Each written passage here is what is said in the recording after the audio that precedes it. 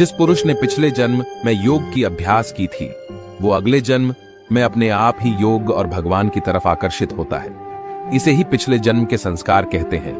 वो अगले जन्म में किसी ज्ञानी के घर में ही जन्म लेता है। उसके मन में अपने आप ही ज्ञान की जिज्ञासा रहती है। वो फिर से उस कोशिश में लग जाता है।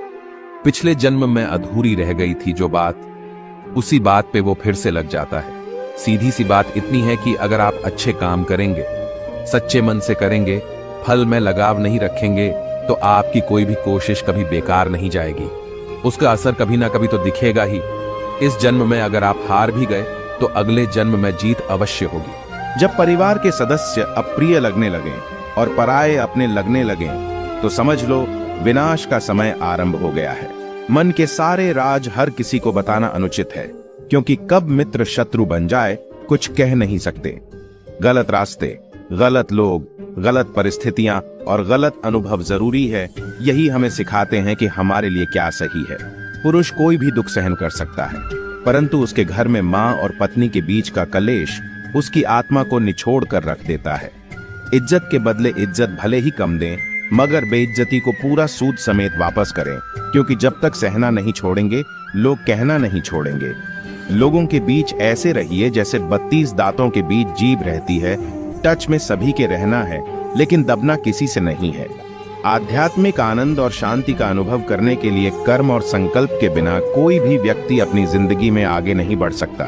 अतः सकारात्मक सोच और कर्मों के साथ जीवन जीने की कला सीखने का कोई विकल्प नहीं है।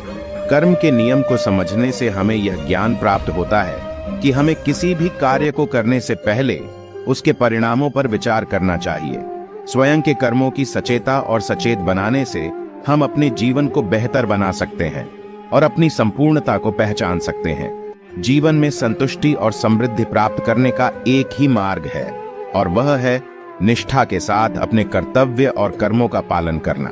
कर्म और धर्म के माध्यम से हम अपने आत्मविश्वास को मजबूत कर सकते हैं। श्रीमद् भगवद गीता में भी यह कहा गया है कि अगर आप कोई ऐसा सच बोलते हैं जिससे किसी मासूम के साथ अन्याय हो जाता हो, तो ऐसा सत्य अच्छा नहीं होता।